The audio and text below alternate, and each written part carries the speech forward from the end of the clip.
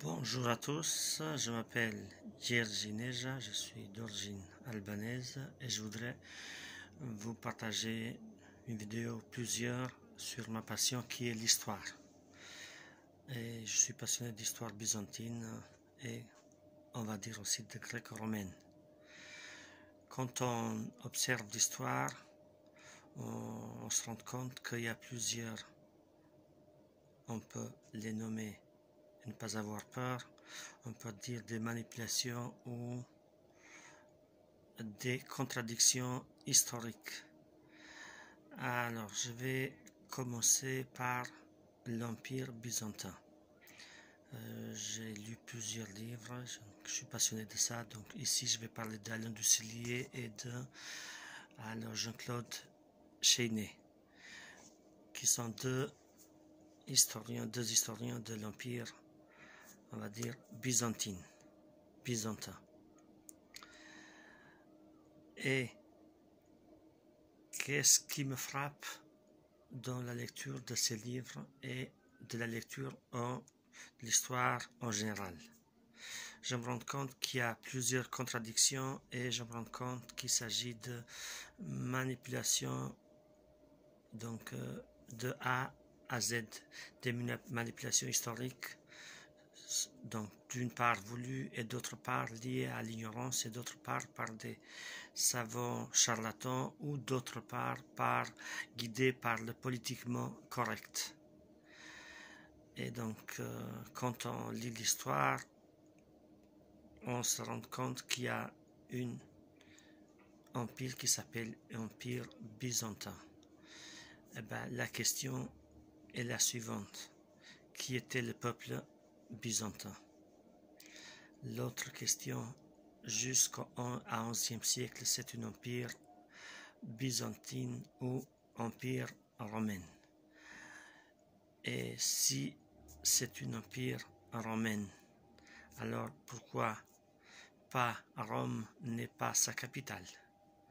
Et si c'est un empire romain, pourquoi Dioclétien, pourquoi Constantin, pourquoi Théodose, pourquoi Justinien sont des empereurs qui sont nés en Illyrie ou en Dardanie?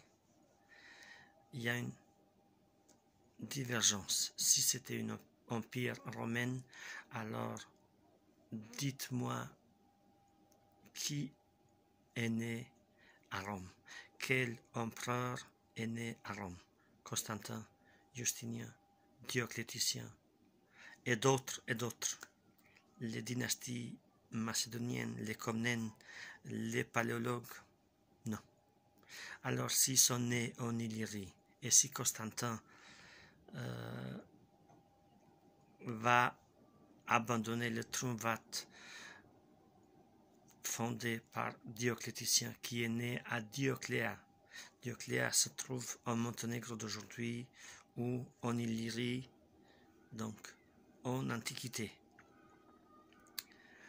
Pourquoi Constantin il va fonder Constantinople et ne va pas fonder Rome? Pourquoi Constantin alors va fonder Vatican en étant un Illyrien qui a une capitale? Donc le pouvoir impérial il est à Constantinople et le pouvoir spirituel il est à Rome. Donc Constantin il va fonder les deux. C'est un empire romain,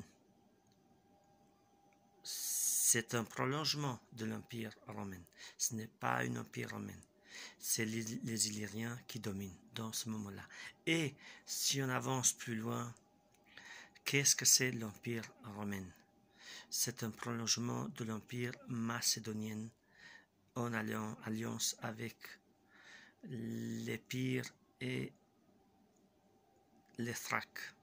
Rome, il va être allié des Illyriens, donc qui commencent d'Almacie, le nord d'Albanie, et dans deux camps, il va y avoir des guerres illyro-romaines contre les Macédoniens, les Épirotes, qui vont s'allier avec Carthagène. Et les Macédoniens et l'alliance macédonienne ou l'empire macédonien épirote, elle domine la Méditerranée, donc l'Épire, la Grèce d'aujourd'hui, les îles, l'Asie mineure, Tunisie, Libye et jusqu'en Égypte. Eh bien, s'il y va jusqu'en Égypte, les Romains, qu'est-ce qu'ils vont faire? Ils vont essayer d'imiter l'empire macédonien. Et si c'est l'empire macédonien est un empire grec, alors pourquoi on n'appelle pas un empire grec? Donc c'est un empire macédonien. Et ils parlent quoi ces Macédoniens? S'ils ne parlent pas le grec, ils parlent quoi? Donc la question, elle est vite résolue. Soit ils parlent grec, soit ils ne parlent pas. Et bien si soit ils ne parlent pas le dialecte grec, ils parlent le dialecte. L'autre dialecte, ou l'albanais. Il y a combien de dialectes dans l'ancienne Grèce grecque?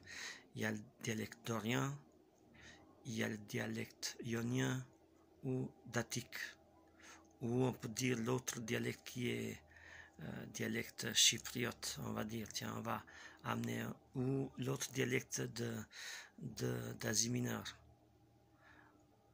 Grosso modo, il s'agit d'un dialecte thraco-illyrien. Et si Rome, c'est le prolongement de l'Empire macédonien, et si les Macédoniens, ils vont fonder l'Alexandrie, et ils vont fonder des dynasties macédoniennes, alors comment ça se fait quand on va dire que c'est un empire grec qui va jusqu'en Alexandrie? Comment on va dire que Ptolémée c'est un grec? Comment on va dire que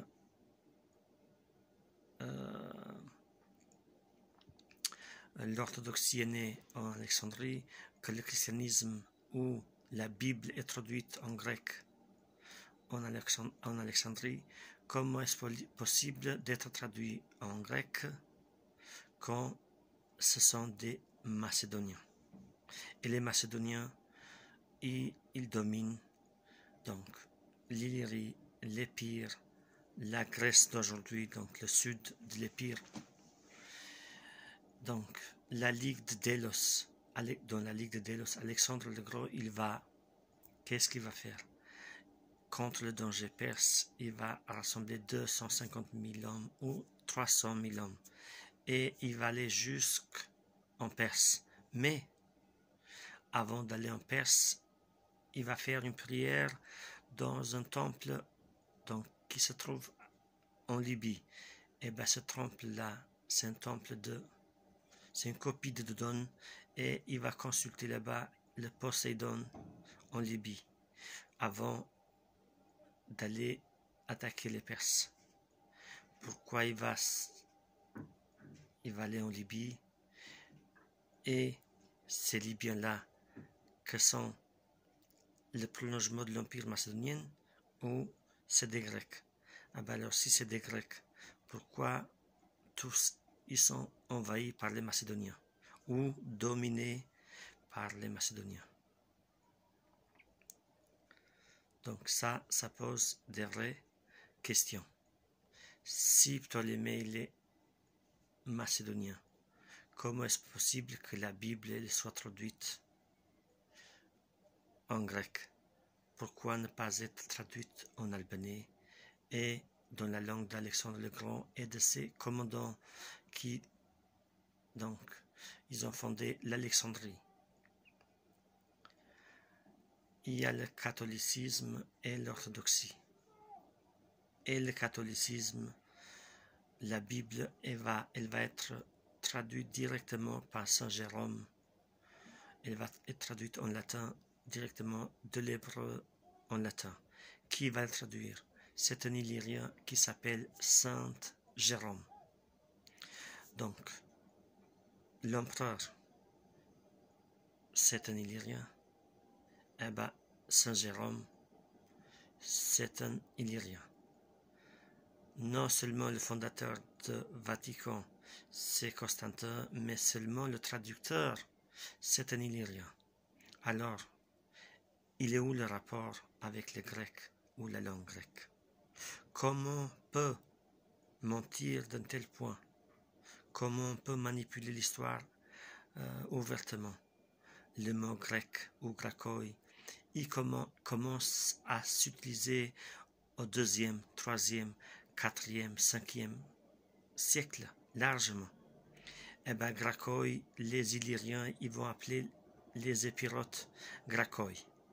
Et les Romains, quand ils vont punir les Pires, parce que Pyrrhe a envahi Rome, parce que Rome a envahi aussi Macédoine, la Thrace, pour se venger, les Illyriens, les Gègues du nord et les Tosques, ben, ils vont se venger.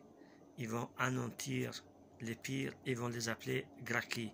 Gracchi, c'est une façon péjorative de les nommer. Gracchi, ça veut dire groua en albanais ou femme. Et la société en Épire où domine le temple de Dodone, c'est une société matriarcale. Et dans le temple de Dodone, il y a les plaqueia ou les vieilles ou les prêtresses qui font les prières et qui prédisent qu'est-ce que les oracles disent.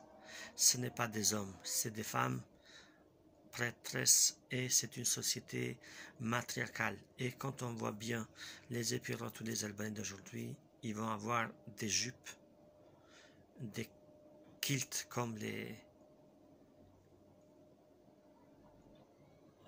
Donc, comme on va voir dans l'Angleterre d'aujourd'hui, qu'il y a une population qui utilise les kilts et les Tosques vont utiliser les mêmes vêtements.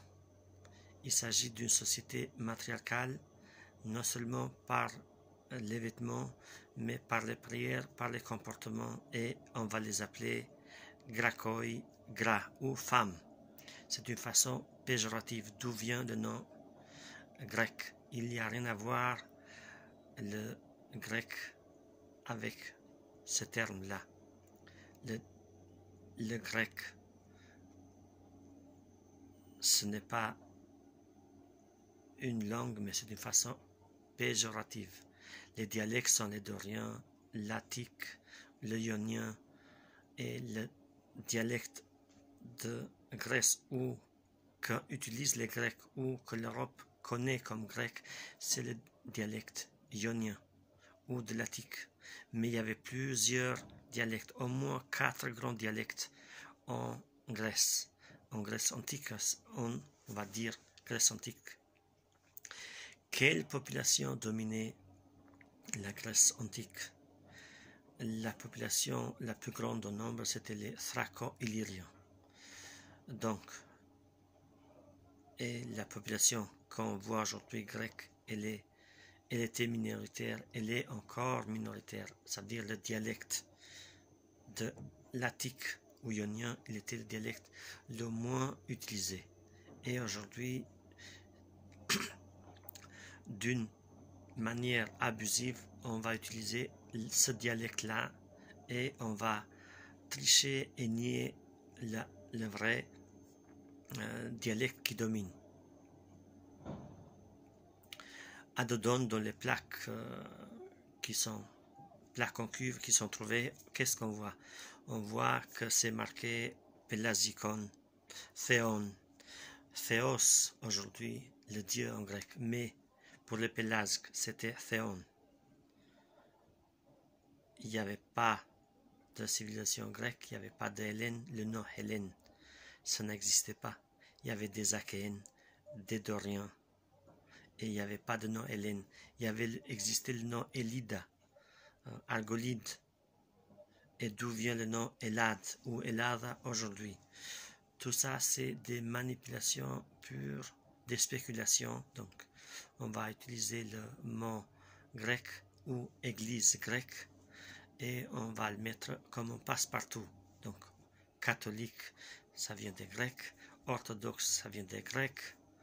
Eh ben, même l'air dans les chansons grecques, quand ils disent même l'air est grec, le soleil est grec, tout est grec. Et pour revenir dans l'Empire byzantin, on va s'appuyer sur l'auteur Alain Ducellier, principalement, lequel c'est le seul auteur, malgré qu'il est mort il y a 2 ans, je lui rends hommage pour ce qu'il a fait et je vais essayer de éclaircir largement l'histoire byzantine. Comme disait Napoléon, l'histoire c'est un grand mensonge qu'on se met tous d'accord. Et là, la manipulation, elle doit cesser d'être. Qu'est-ce que c'est l'Empire byzantin? C'est un empire romain? C'est un empire grec? Non. Elle est fondée par des Illyriens. Le Constantinople, il est fondé par des Illyriens. Deuxièmement, Alain Ducellier, dans son livre, il dit, vers la page 7 ou 8, plus ou moins, que les Byzantins détestaient de les appeler Grecs. Alors, c'était quoi le peuple? Comment s'appelait ce peuple? Majoritairement, c'était des Thraco-Illyriens qui dominaient cet empire, qui était la population la plus grande en Europe en nombre et en superficie.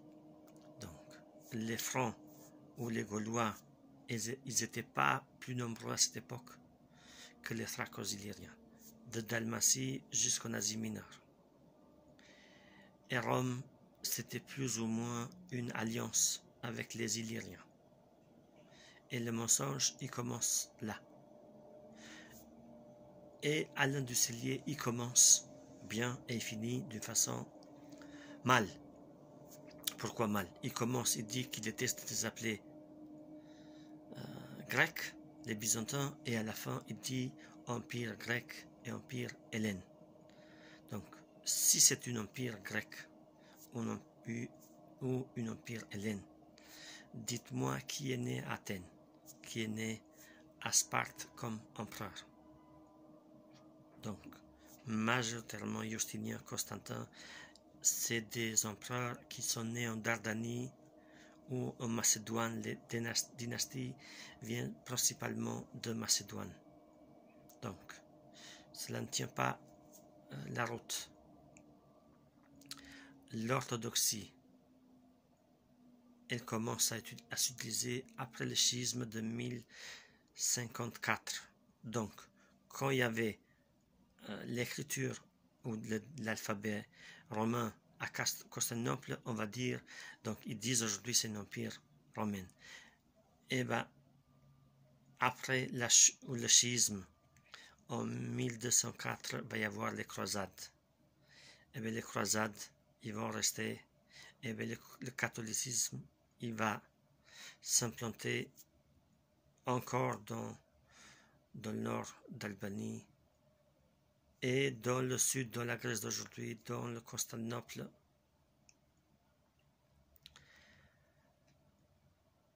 Donc, c'est un empire grec depuis quand? Depuis que l'orthodoxie a commencé à émerger. Depuis 1554. Ok, ben jusqu'à 1554. C'est un empire romain.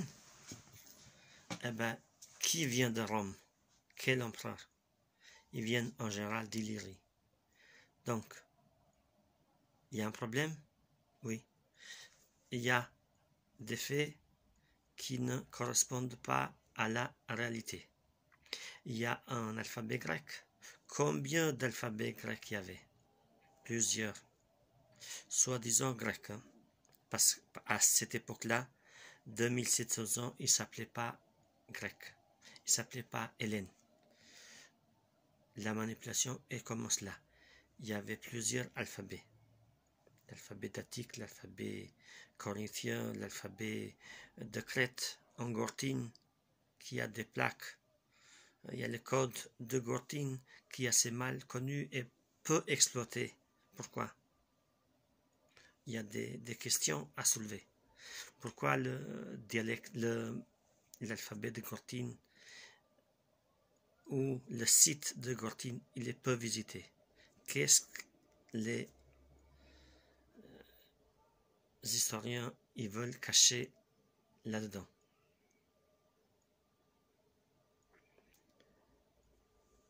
Qu'est-ce qui cloche encore?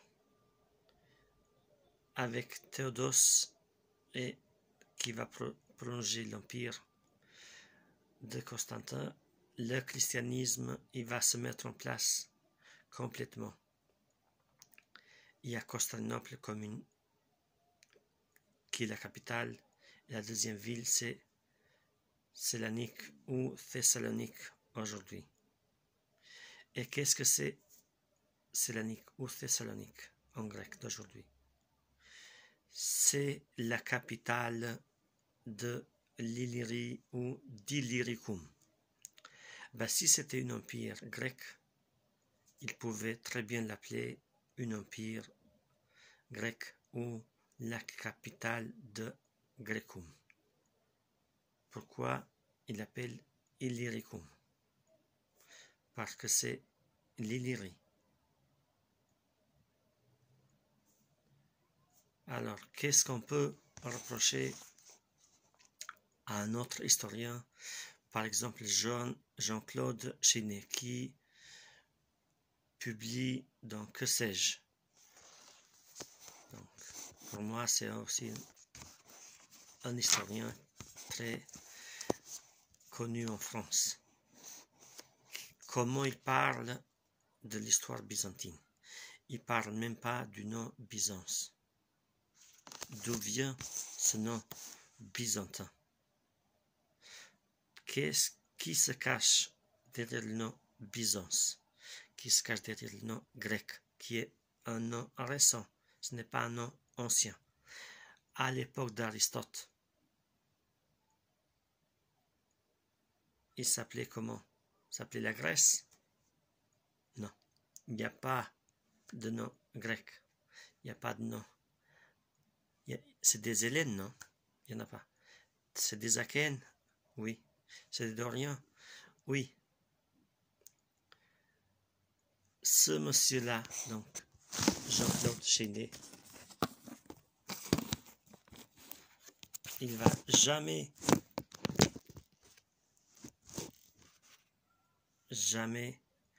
parler d'Albanie ou d'Illyrien.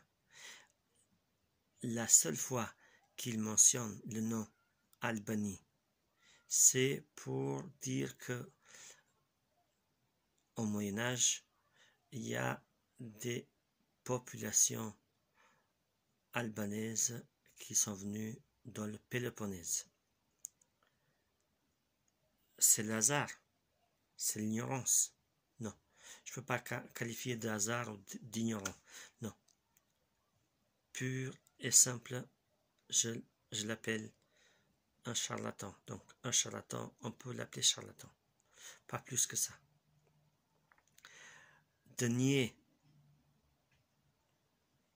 que le peuple le plus grand en nombre de l'Empire byzantin, c'est les Albanais, et de ne même pas l'utiliser une fois. Non seulement c'est la honte, mais c'est une manipulation pas grave. Il n'y a pas de mots à décrire de telles manipulations.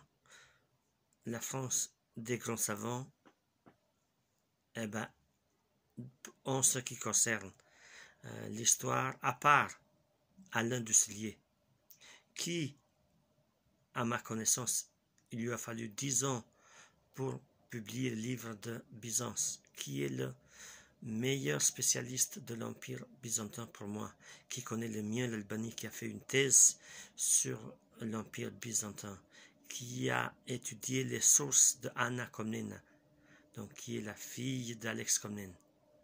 Eh ben, Anna Komnena et les Komnènes, ils vont anéantir les Bulgares qui vont venir jusqu'à Douros. Durazzo, eh ben, c'est une ville d'Albanie. Ils vont tout faire pour défendre l'Albanie. Le fait de tout mettre dans le sac grec, l'antiquité grecque, mythologie grecque, religion grecque, théâtre grec. Alors, la mythologie, est-ce que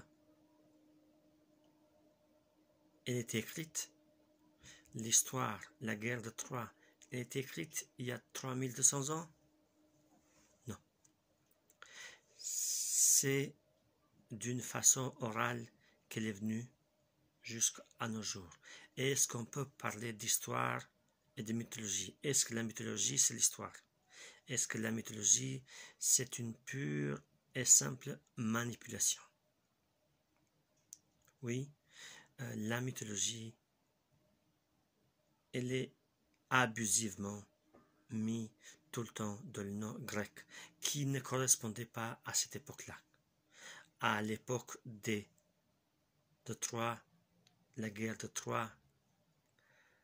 Troie ou Troie en Albanie, ça veut dire terre. En grec, ça veut rien dire. En latin, ça veut rien dire. Eh bien, qu'est-ce que la mythologie nous parle, nous dit? Si on va étudier l'étymologie de Dodon ou Pelasgikon, le temple de Dodon, c'est un temple grec? Non, ça n'existait pas le mot grec. C'est un temple Pelasgikon.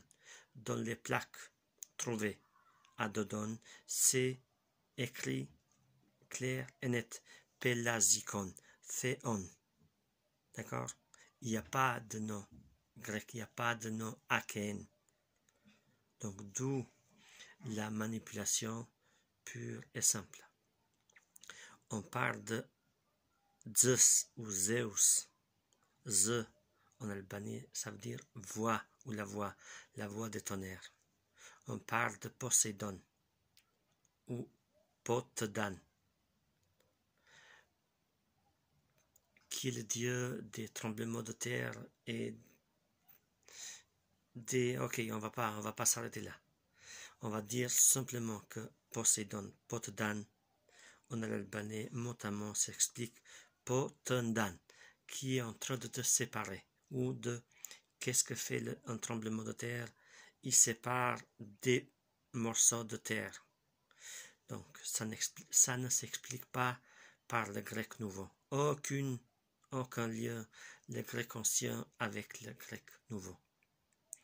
Quand on lit dans les plaques de Dodon, Ginekon, Gineka, et en albanais, G, ça veut dire les saints, et avoir Ka.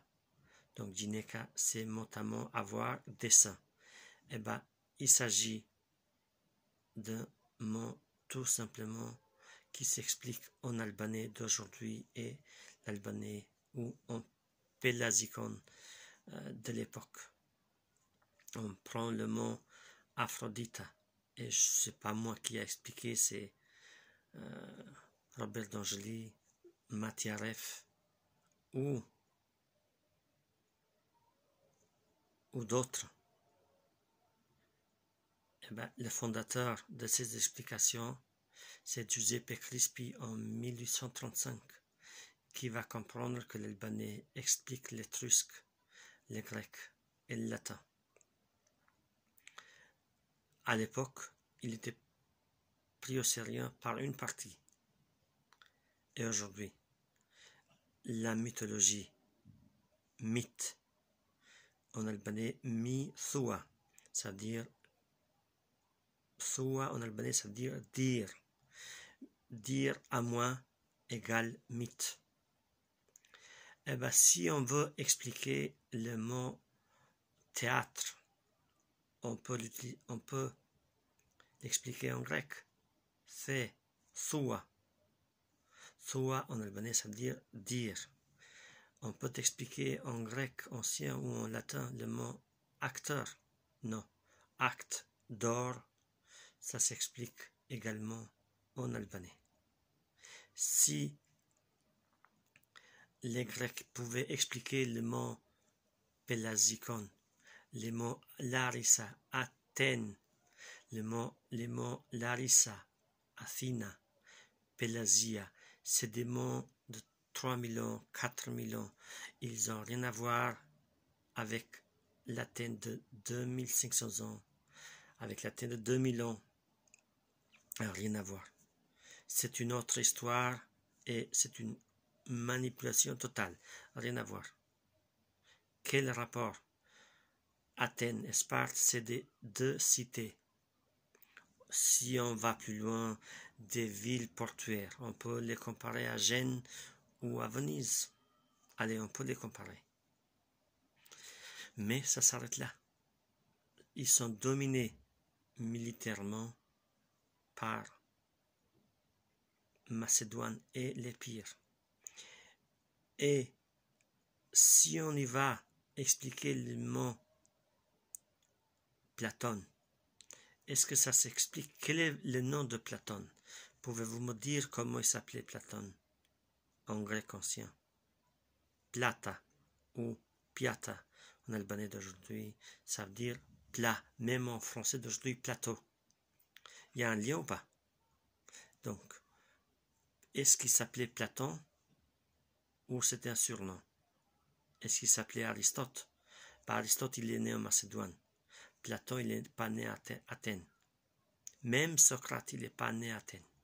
C'était un métèque ou un étranger. Alors, si ce n'est pas des Athéniens, c'était quoi Athènes? Athènes, c'était une capitale, ou la capitale de l'Épire de Macédoine. Eh bien, c'était pas, ça s'appelait une capitale grecque à l'époque. Donc, il ne faut pas abusivement, donc abuser et dire que c'est un argument scientifique juste d'utiliser le mot grec. Eh bien, on revient sur l'Empire romain ou l'Empire byzantin. Les Byzantins, avec Théodose, ils vont nommer comme capitale Ravenne, et ce n'est plus Rome en 395. D'accord? Il faut tenir bien cela en tête. Et en 476, Rome, elle était envahie par les Wisigoths, les Ostrogoths. Eh bien, l'Empire byzantin, l'empereur de Constantinople, avec le soutien des Lombards et des Goths, il va chasser les Wisigoths et les Ostrogoths. Rome n'est pas tombée par les Vandales. Ça, c'est une grande manipulation et une grande mensonge. Elle est tombée parce que l'empereur Wisigoth ou Ostrogoth ne obéissait pas au centre du pouvoir que c'était Constantinople, et il a été chassé. Et à partir de ce moment-là, en Lombardie, on a les Lombards. Qu'est-ce que c'est? D'où viennent les Lombards? Les Lombards, c'est des peuples scandinaves amenés par les Byzantins et massivement vont être implantés en Lombardie par Bélisaire, qui était le commandant de Justinien. Eh bien, qu'est-ce qu'ils vont faire? Le Bélisaire, Justinien, ils vont chasser définitivement d'Italie, c'est-à-dire l'Italie du Sud, de Rome et jusqu'au plus bas, les Wisigoths, les Ostrogoths de l'Italie, de l'Afrique du Nord, de la France, de l'Espagne. C'est des libérateurs, mais elle va tomber de Corsica aussi, de Corse. Eh ben oui, il va chasser les Wisigoths et les Ostrogoths et va tomber sur la domination de Constantinople. On ne parle plus de Rome. Rome est tombée définitivement. C'est Constantinople qui commande. c'est les Illyriens qui s'en commandent. Rien à voir de Rome. Rien à voir de grec là-dedans. Arrêtez de mentir. Arrêtez de manipuler. Donc, s'il vous plaît. Vous avez assez menti. Donc, tous ces charlatans-là, pourquoi? Pour masquer que Byzance, d'où sort le nom Byzance? Il y avait un monnaie de l'or qui s'appelait Bessante.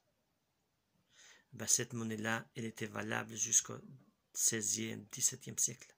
C'est l'empire byzantin. S'appelait Byzance. Ça vient des Grecs. Fondé 3000 ans par les Grecs. Est-ce qu'il y avait des Grecs, les noms grecs qui n'existaient pas à cette époque-là? Il y a 3000 ans, Byzance, ça s'appelait Dardanie, ou d'où vient la mythologie Dardanos. Eh bien, Dardanos, comment il peut être grec Dardanos? Comment le Kosovo d'aujourd'hui s'appelait Dardanie, et Justinien et Constantin, c'était des Dardaniens. Donc, Dardanie, au nord d'Albanie, jusqu'en Macédoine, Dardanie en Asie mineure, et le golfe s'appelle Dardanelle, le golfe des Dardanes. Quel rapport Dardanos? On ajoute un os derrière et il va devenir grec. Théon, on ajoute le théon pélagique, on ajoute un os et il va devenir grec. Est-ce que ça peut tenir? Quel lien l'histoire byzantine a avec les Serbes, avec les Bulgares? Les Serbes et les Bulgares, par Cyril et Méthode, vont avoir l'alphabet illyrique. Et cet alphabet-là, on l'appelle aujourd'hui l'alphabet cyrillique. Mais il s'appelait Cyril et Méthode à cette époque-là? Non. On les a baptisés d'une manière slave, Cyril et Méthode, mais c'est pas des Slaves. C'est pas des Bulgares. C'est pas des Russes. C'est des Illyriens, des Macédoniens de Sélanique. Ces deux frères, ils s'appelaient Georges, Constantin, on ne sait pas exactement, mais c'est eux qui vont fonder l'écriture cyrillique et qui vont doter les Bulgares et les Serbes d'une écriture et avec une culture pour qu'ils les fassent entrer dans l'Empire byzantin et plus tard pour les utiliser contre les Perses, contre les Pechnègues, contre les Turcs, contre les Arabes. Donc, c'est pas les Bulgares, c'est pas des Slaves, c'est des Mongols mélangés avec des Thraco-Illyriens et que ça va donner des Bulgares. Les Serbes, c'est des Illyriens mélangés avec un petit peu de Slaves. Qui a amené les Slaves? Les Slaves, c'est l'empereur Héraclius qui les a amenés. Pourquoi? Parce qu'en 565, la grande peste a fait des ravages. La moitié de la population a disparu. Et Justinien II, il va amener des populations en Péloponnèse, il va amener des Araméens.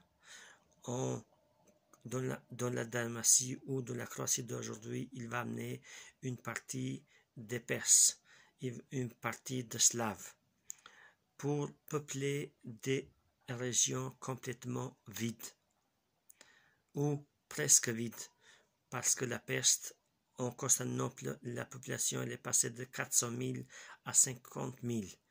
Et la peste, c'est la cause d'avancée des peuples mongols ou turcs.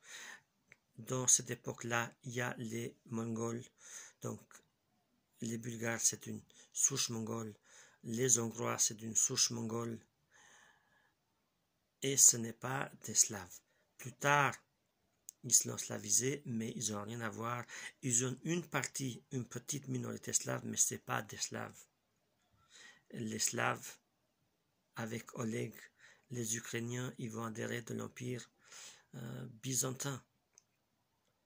Et ben, les Bulgares, ils vont être Simon, il va être écrasé à Douros par Basile II en les années 1000. Et les Bulgares, ils vont se soumettre complètement. Donc Basile II, on va l'appeler bulgaro-autochtone parce qu'il va un jour, il va aveugler 15 000 Bulgares. Et à partir de ce moment-là, le danger bulgare, il va plus ou moins disparaître. Et les Bulgares, ils vont revenir un peu plus tard. Un autre point, les croisades. Les croisades, au lieu d'aller à Constantinople, à lieu d'aller en Jérusalem pour sauver la ville sainte, et vont piller Constantinople. Et à partir de ce moment-là, les croisés, donc des Français, des Anglais, des Espagnols, des Allemands, des Italiens, donc des frères catholiques, ils vont s'installer en Illyrie et il va y avoir un éclatement de l'Empire byzantin. Mais malgré cela, il y a un État, un despotat fort qui va se fonder à Arta ou à Ioannina ou Ioannina d'aujourd'hui, et c'est la dynastie Duca. Cette dynastie-là, elle va venir de Constantinople, elle va venir en empire. Si c'était un empire romain, bah, les paléologues, les Ducas, quand l'empire se disloque, ils vont finir à Rome, ils vont finir à Athènes. Pourquoi ils vont s'installer en empire? Parce qu'ils reviennent d'où ils ont leurs origines. Les Comnènes, la famille Duca, les paléologues, qu'est-ce qu'ils vont faire? Petit à petit, ils vont chasser les Français qui étaient à Sélanique ou à Thessalonique d'aujourd'hui. Donc, ils vont les chasser et ils vont fonder la capitale à Sélanique. Ça va durer un temps, mais les Bulgares, ils vont revenir et la capitale, elle va revenir en empire, à Arta. Quel rapport avec Rome, avec Grèce? Il y avait la ville de Arta. Jusqu'à aujourd'hui, ils parlent de la ville d'Arta. Même si elle fait partie de la Grèce aujourd'hui, ils parlent albanais. Même aujourd'hui. Si c'était des Bulgares, les empereurs, bah, il allait se réfugier en Bulgarie, il allait se réfugier en Serbie. Cela prouve que les empereurs sont des Épirotes, des Illyriens ou des Albanais. Et ils vont faire tout pour reconquérir les Balkans et pour chasser les Latins, les croisés du Balkan. Qu'est-ce qu'ils vont faire les croisés, les Latins? Ils vont s'allier avec les Bulgares, ils vont s'allier avec les Serbes pour combattre qui? À part ça, il y avait un seul peuple. Pourquoi, si c'était ce peuple aussi petit, pourquoi il fallait décroiser pour anéantir Byzance? Parce que sinon, s'ils n'étaient pas tous anglais, français, allemands, italiens, espagnols, donc tous ces peuples-là, en collaboration avec les Turcs, ils vont détruire Constantinople. Pourquoi? Ils vont le détruire pour voler l'or qui avait 3/4 de la richesse mondiale se trouvait à Constantinople. Et à partir de ce moment-là, les croisés, quand ils vont revenir, ils vont fonder la Suisse. Donc c'est des Français, des Allemands et des Italiens. Avec l'or qu'ils vont dérober à Constantinople, ils vont fonder la Suisse. La Suisse, pourquoi elle est la banque aujourd'hui? Parce que depuis ce moment-là, il y a une paix, il y a des traités que la Suisse, elle est inattaquable. Même Hitler n'a pas envahi la Suisse. Même Vatican d'aujourd'hui, il va voir la garde suisse. Pourquoi? Parce qu'il y a cette histoire-là. D'accord? Et en Byzance, la garde impériale, elle va être des Catalans. Les Byzantins, ils vont utiliser des Catalans, des guerriers. Elle va avoir, ils vont être au nombre de 3000 qui sont des guerriers farouches. Dans d'autres moments, il va y avoir la garde impériale à Byzance ou à Constantinople. Il va être avec des Russes. Les Russes vont être des alliés. Ou dans d'autres moments, la garde elle va être composée de Géorgiens. La Géorgie, elle va être aussi un allié. Quand Constantinople tombe, il va y avoir donc l'empire de Trébizonde et l'empire de Nicée et le despotat d'Épire. Il va y avoir 3 centres de gouvernement. Eh bien, la famille Duca, Comneni et Paléologue, ils vont revenir en 1261 à Constantinople. Mais en 1259, elles vont gagner la bataille avec les Anjou dans la ville de Berat. Donc, ils vont battre définitivement les Latins et avec cette victoire, la famille Paléologue va s'installer avec l'aide de la famille Duca. Elle va s'installer, elle va reprendre Constantinople, mais elle ne va pas reprendre l'empire de Trébizonde et de Nicée. Donc l'empire byzantin, elle est séparée. Elle n'est pas aussi forte qu'avant, malgré l'utilisation des croisés qui vont aller récupérer l'Égypte ou Chypre ou d'autres territoires de l'Asie mineure. L'empire byzantin, elle ne va pas être aussi forte qu'avec la dynastie des Comnènes. Qu'est-ce que de quoi il faut parler exactement? Il faut parler que l'empire byzantin est là un symbole qui est l'aigle bicéphalique. L'aigle bicéphalique, elle est utilisée depuis Alexandre le Grand. Elle est utilisée par les légions romaines. Elle est utilisée par l'empire byzantin, ou si on peut l'appeler correctement, l'empire albanais byzantin. Donc l'empire byzantin, ce n'est pas un empire fantôme, il est basé sur un peuple. Chaque empire, il est basé sur un peuple.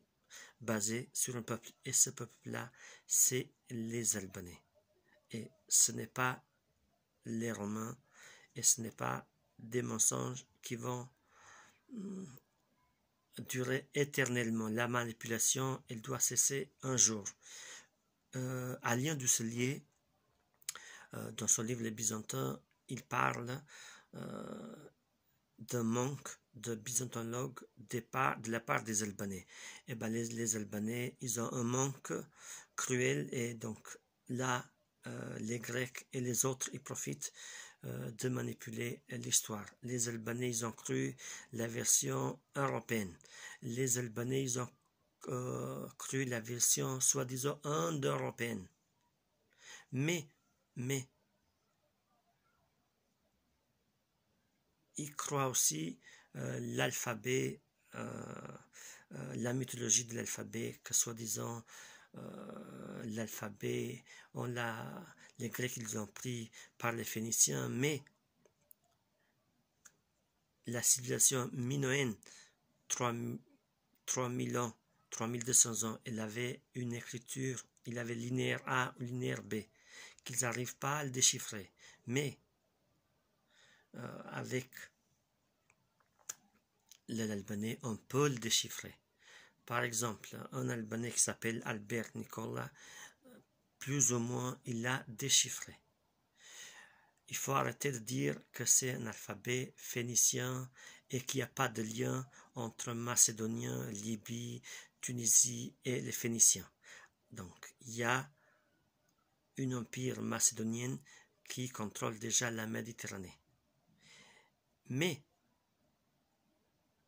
il y a une ville en Albanie, pas loin de Dodone, qui s'appelle Phoenique ou Phénique. Est-ce qu'il y a un rapport de cette ville avec les Phéniciens? Je suis sûr, personnellement, qu'il y a un rapport. Vu qu'il y a les temples de Dodone, les temples de Poséidon en Tunisie, en Libye, en Égypte, c'est les mêmes temples, c'est la même civilisation, c'est la même structure. Donc, Dodona, Héra, Poséidon, c'est des noms mot à mot qui peuvent s'expliquer en albanais d'aujourd'hui.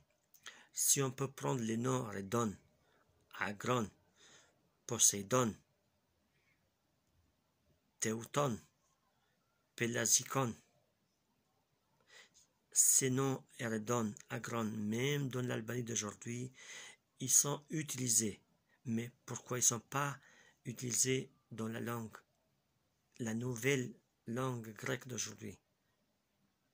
Pourquoi? Il y a des choses qui clochent. Pourquoi la langue grecque ou le latin s'explique souvent par l'albanais? Si on prend le mot analyse, analysis en grec, soi-disant, analysa. Ana en albanais, ça veut dire côté. Et le problème, il est analysé quand on trouve le bon côté. Le bon côté, c'est ana. Et bien là, le mot base, c'est ana.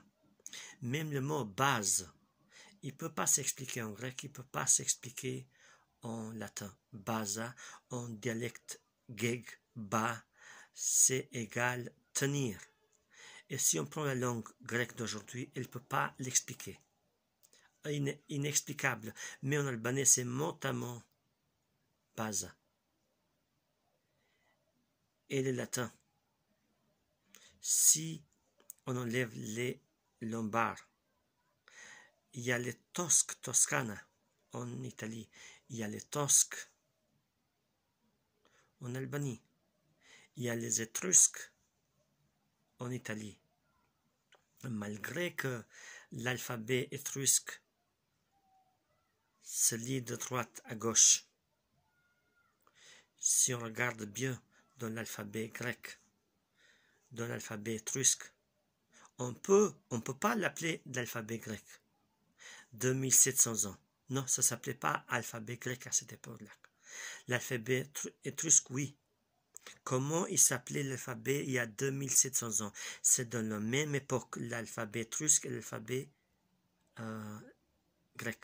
Pourquoi les Étrusques, ils ont copié les Grecs?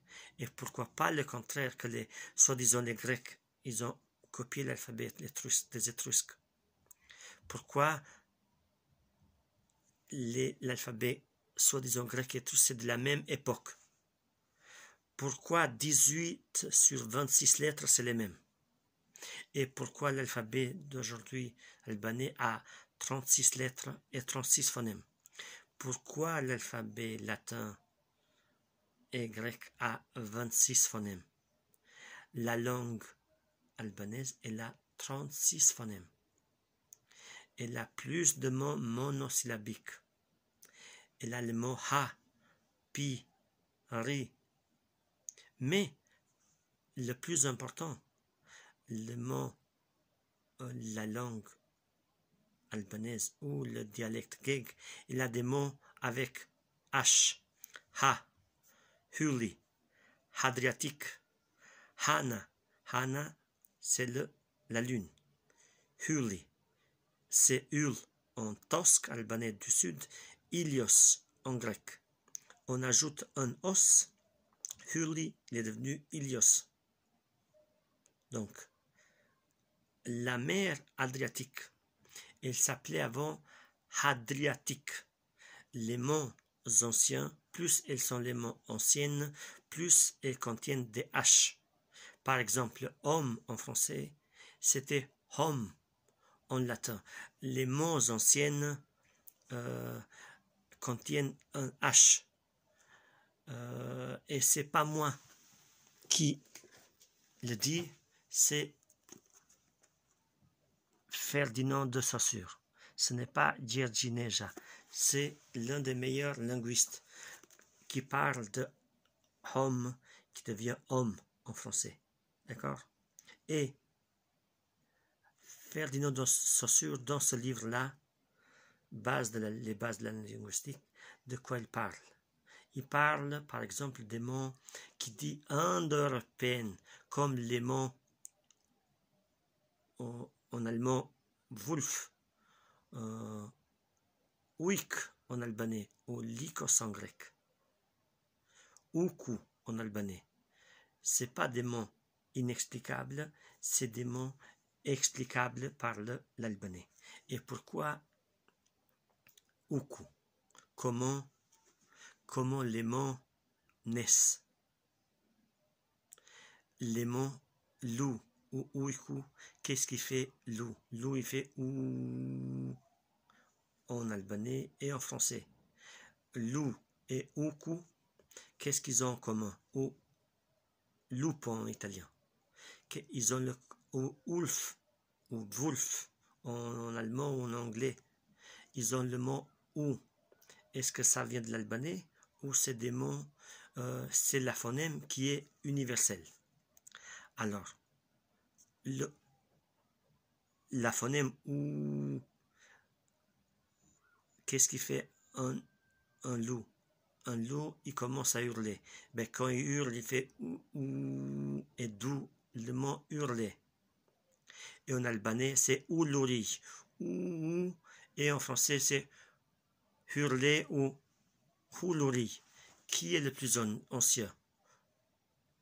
Huluri ou uluri. Donc, c'est le même mot. Hurler, uluri, comme en français et en albanais. C'est Lazare, ça? Non, ce n'est pas Lazare. Lazare, il existe quand il y a une similitude, mais quand il y a plusieurs Lazare, il n'existe pas. C'est le même mot ou c'est la même phonème. Donc, c'est la phénoménologie qui explique le mot ou c'est le mot qui explique le phénomène.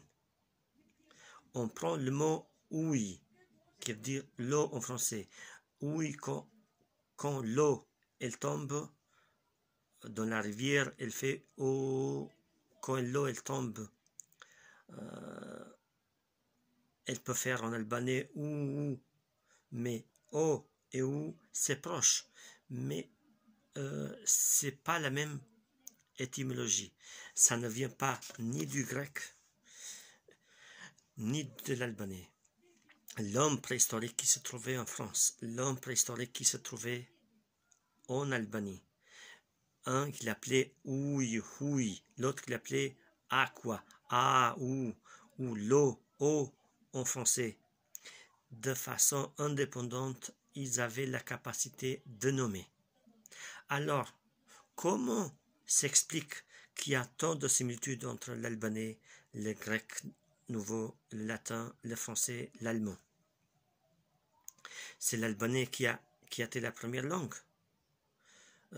si on regarde bien, on voit que l'albanais a beaucoup de mots monosyllabiques, plus que les autres. Donc, plus elle a des mots monosyllabiques, plus elle est ancienne. Ça, c'est indiscutable. Il n'y a pas de doute là-dessus. Donc, mais comment on peut expliquer que beaucoup de mots, par exemple, gamba en albanais, gamba en italien, jambe en français, c'est la même phonème. On peut l'écrire g, que, je, mais la phonème de base, ça peut être la même. Gamba, kamba en albanais, chemba. Ça veut dire mot à mot gamba qui tient. Et en français aussi qui tient. Donc, l'albanais, dans ce cas-là, nous permet d'expliquer ce mot-là et beaucoup d'autres. Mais, pourquoi il y a cette similitude? En fait, cette similitude est liée par le latin. La langue latine, c'était la langue de l'Église, la langue véhiculée par l'Église, ou le grec nouveau véhiculé par l'orthodoxie à partir du XIIIe, XIVe, XVe siècle. Et cela va être amplifié avec l'Empire turc. Je vais revenir plus tard. Vu que l'Empire byzantin, donc les dynasties de Constantin et après, c'est-à-dire les dynasties albanaises, macédoniennes, épirotes, toutes ces dynasties-là vont contrôler donc l'Italie, Rome, Constantinople, jusqu'en Asie mineure, jusqu'en Égypte, jusqu'en Jérusalem, Syrie, Maghreb. Vu l'influence, vu qu'ils avaient contrôlé, ils avaient l'Empire byzantin. Donc, ils ont un impact sur l'identité, sur la langue et sur la culture européenne et la culture arabe et la culture mongole aussi. Donc, un impact large. Vu que Ravenne va être la capitale de l'Italie dans l'Empire byzantin, Ravenna, on a la Ravenna dans le sud d'Albanie, on a Ragusa dans le sud d'Albanie, on a Ravenna aussi en Italie et Ravenna. Donc il y a les mêmes noms. À Ravenna, c'était le port qui faisait les liens entre l'Italie et Constantinople. Donc c'était le centre. Les commandants, les maires, ils vont être illyriens. Non, il n'y a pas seulement les Albanais qui ont fui l'Albanie à partir du 15e, 16e siècle après l'invasion turque. Et les Albanais qui sont autochtones en Italie, dans le sud d'Italie, il y a 2700 ans, il y a Pegot, c'était une souche donc qui est explicable par les Albanais. Donc,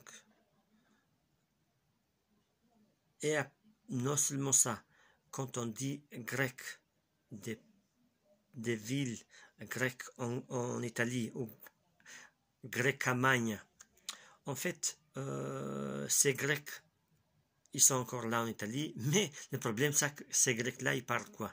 Ils parlent encore albanais. Il n'y en a pas 30 000, 40 000.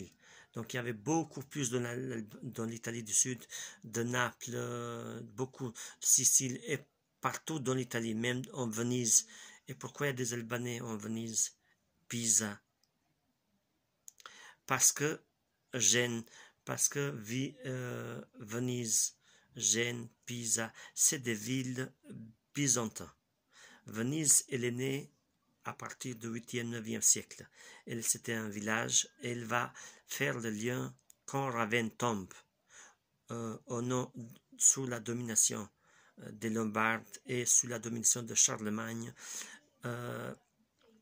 Les villes comme Byzance vont prendre le relais et vont se développer. Et quand on voit l'architecture de Byzance, de Venise, on va voir que c'est une copie-collée de Constantinople.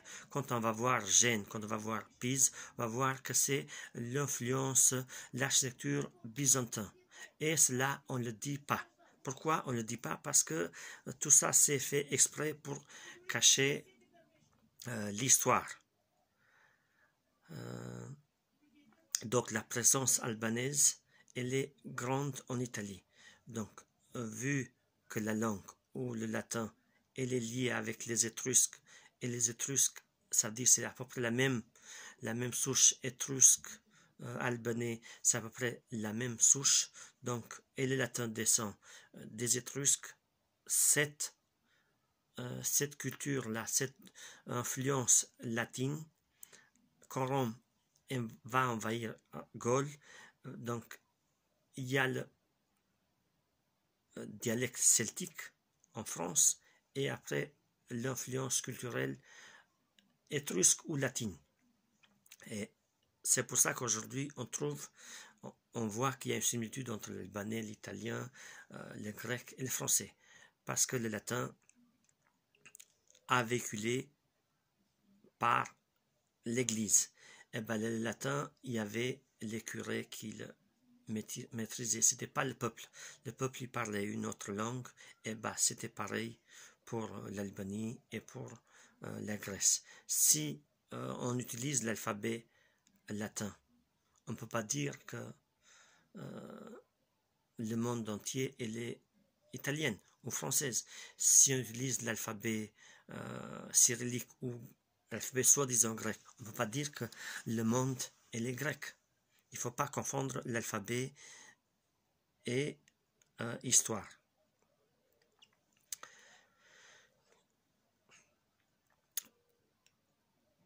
Donc, l'Empire byzantin et le drapeau de Constantinople, il va être le même depuis Alexandre le Grand jusqu'en Constantin Paléologue en 1453, l'aigle bicéphalique.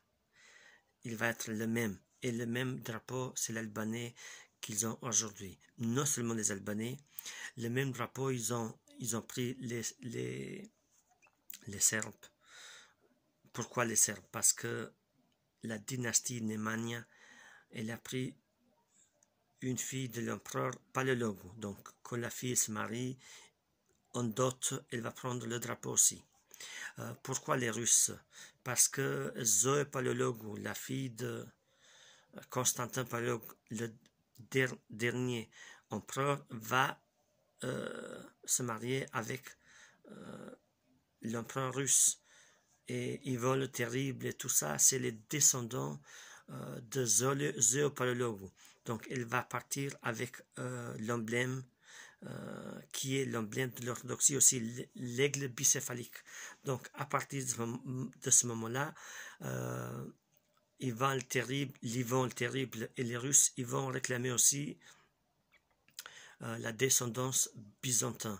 Mais seulement les Russes, mais la famille Montferrat en Italie et en Savoie, des familles en Espagne liées avec des liens, avec des mariages, vont réclamer aussi l'aigle et le pouvoir à Constantinople.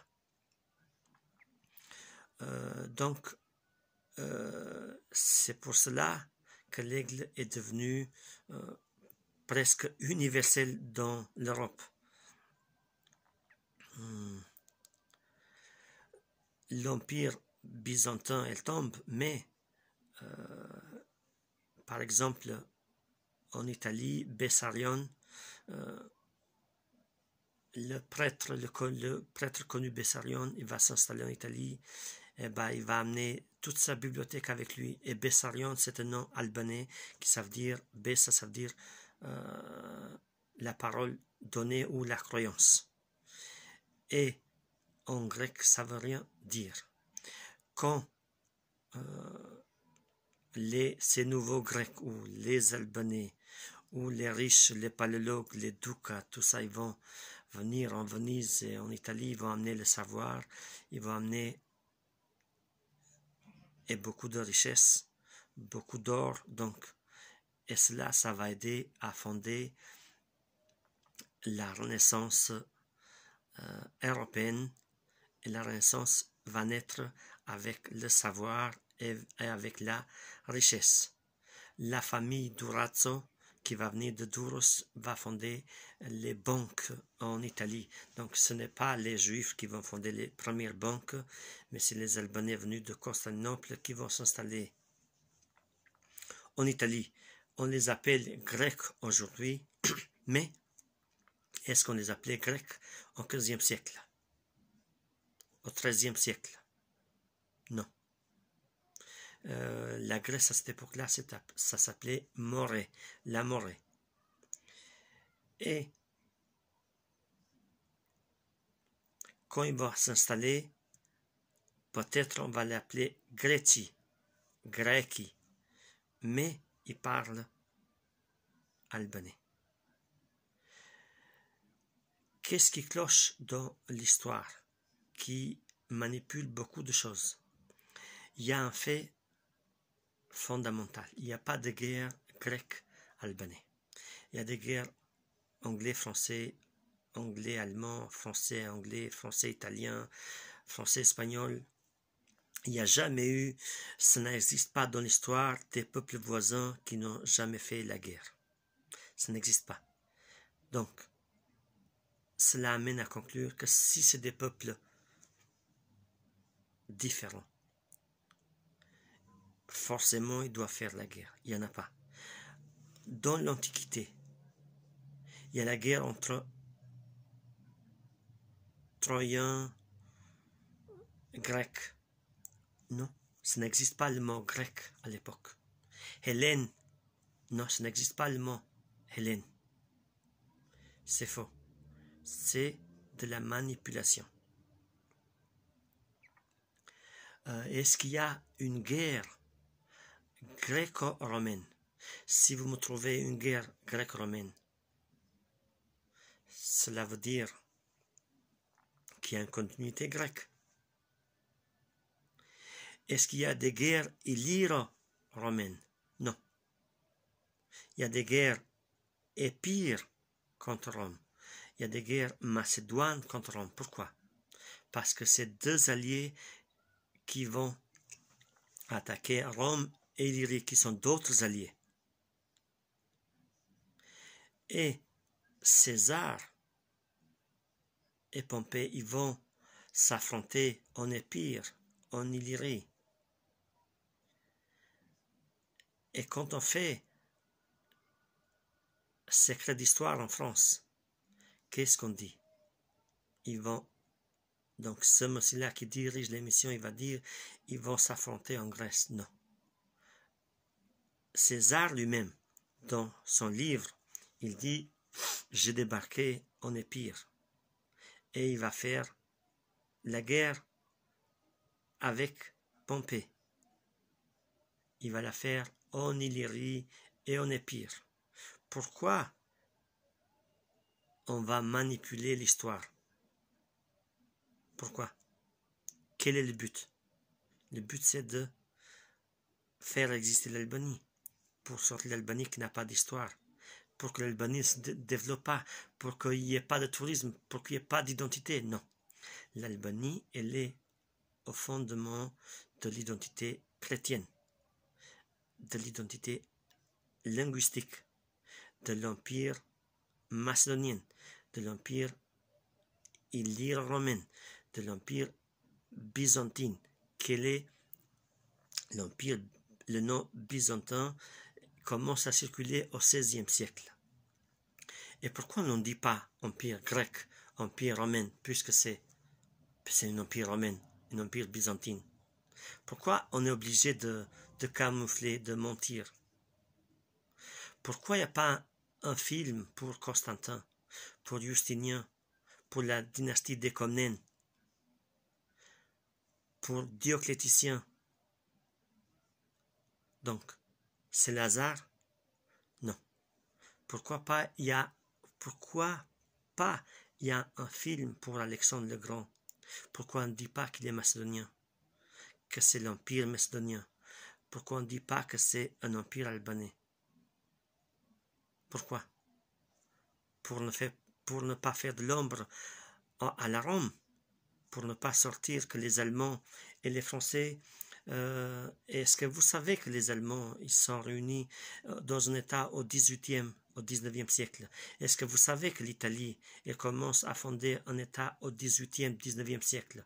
Quand la France elle va fonder un état? Les royaumes, les petits royaumes français, ils vont commencer quand? 13e, 14e, 15e, 16e. Donc, l'histoire française, l'État français, quand on dit l'État français, il est assez récent. Il est incomparable. On ne parle pas d'État albanais. On parle d'empire albanais. On parle d'empire macédonien, d'empire Rome illyrienne. C'est une collaboration. Comment ils pouvaient vaincre les Germains, les Celtes? C'est pas l'hasard. Seulement la péninsule romaine, non. C'était Rome plus Illyrie qui a dominé. Donc, la manipulation. Donner tous les chemins mènent à Rome. Non. Tous les chemins mènent à Constantinople. Tous les chemins mènent en Albanie. Tous les chemins mènent à Dodone. D'accord? Dodone, c'était le temple où toute la Méditerranée venait pour voir les oracles. Arrêtez de mentir. Arrêtez tous vous historiens, tous vous charlatans qui vous êtes payés pour quoi faire.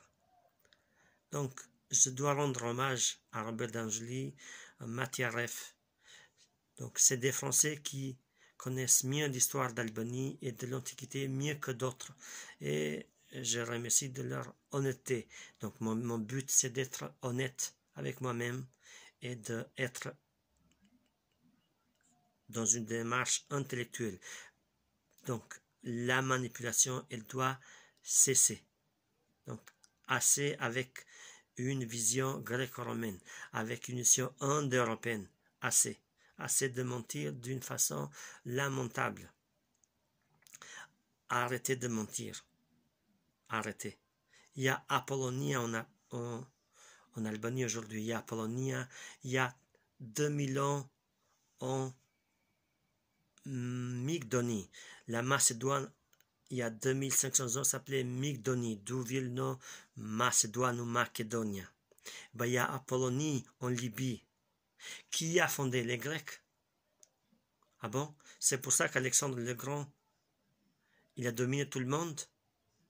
Non, le nom grec, il n'existait pas encore. Donc, pourquoi on continue à sous-estimer l'apport byzantin? Pourquoi Justinien il va fermer les académies à Athènes et il va les transformer amener à Constantinople? Parce que Constantinople, c'est notre capitale. Constantin d'abord va fonder la capitale Douros, ou Durazzo pour les Italiens, ou Epidamno pour les anciens.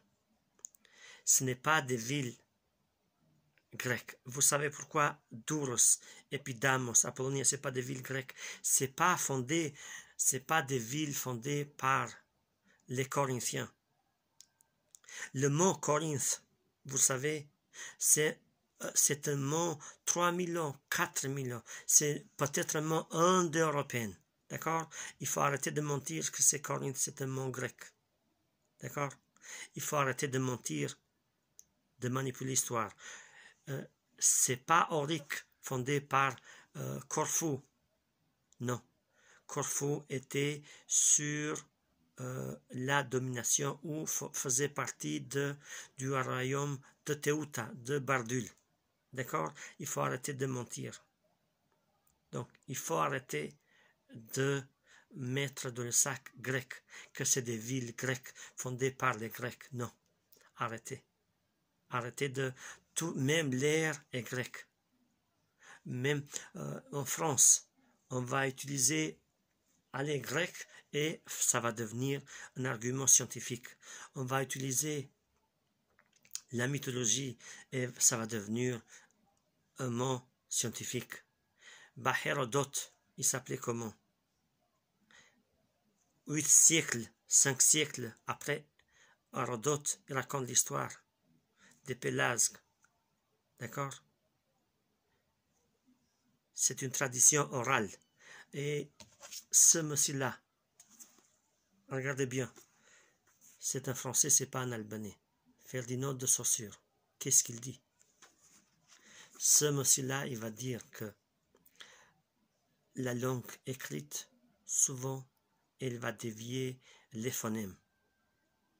Donc, c'est écrit ici. Lisez-la si vous ne me croyez pas. Donc, ce n'est pas moi qui parle, c'est l'un des meilleurs linguistes au monde. Donc, c'est Saussure. Et qu'est-ce qu'on voit dans l'albanais? Soi-disant, elle n'est pas une langue écrite. Arrêtez un moment. L'Empire byzantin, ou les Albanais, l'Empire albanaise, il va doter les Serbes et les Bulgares avec un alphabet qu'on appelle cyrillique ou illyrique. Et eux-mêmes, ils n'avaient pas d'alphabet. D'accord? Les maîtres du lieu, ce n'est pas, je suis désolé pour le mot servus, ou serviteur, ou esclave, que Justinien va amener. Donc, il faut arrêter de mettre la guerre des vrais Slaves, qui sont des vrais Slaves. Les vrais Slaves, c'est les Slovènes. Mais les Bosniaques, les Croates, à 40%, c'est des Illyriens. C'est moi qui mens. Alors, vous, ouvrez sur Internet, vous allez voir que dans l'ADN, 40% c'est des Illyriens. Et les Serbes et les Albanais, 10 ou 15% c'est des Teutones. C'est des Teutones ou c'est des Celtes. D'accord? Il y a une partie, 10 ou 15% des Celtes là-dedans, qu'il ne faut pas sous-estimer. Il y a une souche illyrienne, 30, 40, 50%. Mais il y a aussi des Teutones. Il y a aussi dans l'ADN des Phéniciens, 10% pour l'Albanais et pour les Grecs. Mais le plus important, quand on les études de l'ADN, qu'est-ce qu'ils ont montré? Que l'ADN albanais et l'ADN grec, c'est l'ADN les plus proches. Mais aussi l'ADN allemand et anglais, c'est les plus proches. Et les ADN les plus proches, c'est les ADN albanais, grecs et italiques. Donc, ce n'est pas moi qui parle. Si vous ne croyez pas. Donc, vous pouvez me dire qu'il y a un film sur Jeanne d'Arc. D'accord, en France. Mais le rôle de Jeanne d'Arc, il est minimal. Il n'y a pas un film pour George Castriotti. Moi, je m'appelle George Castriotti. Et George Castriotti, je suis descendant direct de la famille de Balcha. Balachi est neveu ou descendance de George Castriotti. Donc, vous pouvez dire pourquoi je cherche l'histoire. Je cherche justement mes origines et mon identité. Eh bien, il n'y a pas un film, il y a des statues. C'est ridicule ça. Si Skanderbeg, George Castriotti a fait la guerre, si il vous a sauvé des Turcs, pourquoi ne lui pas faire un film digne de ce nom-là? Vous ne voulez pas Skanderbeg, vous ne voulez pas Justinien, vous ne voulez pas Constantin. Et le code justinien, ça vous dit quelque chose? Et le christianisme de Constantin, ça vous dit quelque chose? Eh bien, s'il n'y avait pas les Albanais, vous n'avez pas le christianisme. C'est pas le Jésus-Christ, c'est Constantin. Si vous avez cette identité judéo-chrétienne, c'est pas les Juifs qui les ont amenés, c'est Constantin. Donc, vous pouvez nier votre identité. Non, vous ne pouvez pas vous cacher derrière le doigt. C'est impossible. Non. Et la bataille de Vienne, qui l'a gagné la bataille de Vienne? Ce n'est pas un Français, c'est un Albanais qui commandait l'alliance chrétienne contre les Turcs. Et eux, ils avaient nommé un autre Georges ou Georges comme moi, commandant de côté turc. Et ben, le commandant européen, il a gagné. Ben, s'il ne gagnait pas, les Turcs, l'Europe aurait parlé turc. Elle pouvait parler très bien allemand, l'Europe. Qui pouvait envahir les Anglais? Il n'y avait que les poissons. Les Espagnols, les Français, les Hollandais, les poissons qui venaient de la côte atlantique. Eh bien, les Albanais. Ils vous ont sauvé, les Albanais. Ils vous ont sauvé des Turcs. Ils vous ont sauvé des Arabes. En Dioclétien, en fondant l'Empire ou mettre le Constantinople sur les côtes de l'Asie mineure, ils ont stoppé l'invasion perse, ils ont stoppé l'invasion mongole, ils ont stoppé l'invasion arabe. Qui a chassé les Fatimides et les Sanacides de Sicile, de sud de la France, de l'Espagne, de la Corse? C'est la dynastie des Comnènes.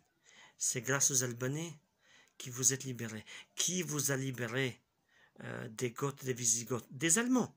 Et ben, les Allemands, ils vous ont envahi en 1940. D'accord? Et ben, les Allemands, vous ont envahi encore, il y a longtemps.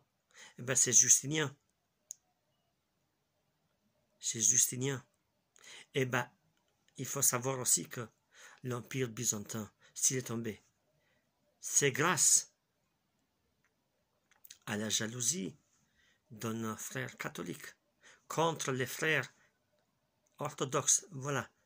Parce qu'on était catholique, on est devenu orthodoxe. Pourquoi on est devenu orthodoxe? Parce qu'on avait la haine. Quelle haine? Haine d'être envahi 70 ans par les croisés. Vous savez ça? Et on a préféré de faire des alliances avec les Turcs. On n'avait pas le choix. Mais c'est vous qui avez fait des alliances avec les Turcs. Seulement Gênes et Venise, ils ont porté une aide, 5000 hommes, pour aider Constantin Paléologue. Et Constantin Paléologue, il est venu en Occident demander de l'aide des années. Ils n'ont pas aidé Georges Castriote en Albanie, Georges Castriote ou Skanderbeg. Ils n'ont pas aidé Constantinople. Qu'est-ce qu'ils voulaient? Ils voulaient ça. Les Vénitiens, Pise, Gênes, les villes que nous, les Constantinople a fondées, les villes qui florissaient grâce au commerce, au porche commercial que Constantinople a donné. Nos amis, nos alliés. Venise, n'oubliez pas, Venise d'un village, on l'a rendu une ville splendide, universelle aujourd'hui. Ben, c'est grâce à l'empire de Constantin, c'est grâce aux Albanais. Eh bien, est-ce que vous avez dit une fois merci aux Albanais? Jamais. Eh bien, vous savez, vous avez dire merci aux Turcs aujourd'hui qui veulent faire la guerre avec les Grecs. Mais vous allez faire merci aux invasions arabes. Et les Espagnols, ils ont subi 5 siècles les invasions arabes. Et bien là, est-ce qu'il y a des invasions arabes aujourd'hui en Europe ou en France? Oui. Il y a des invasions d'une autre façon. C'est des invasions avec l'idéologie de l'islam. Eh bien, il n'y a pas les Albanais pour défendre cette fois. Vous avez cassé les Albanais. Alors, c'est à vous de vous défendre vous-même, les Albanais, de choisir leur voie. Merci. Au revoir.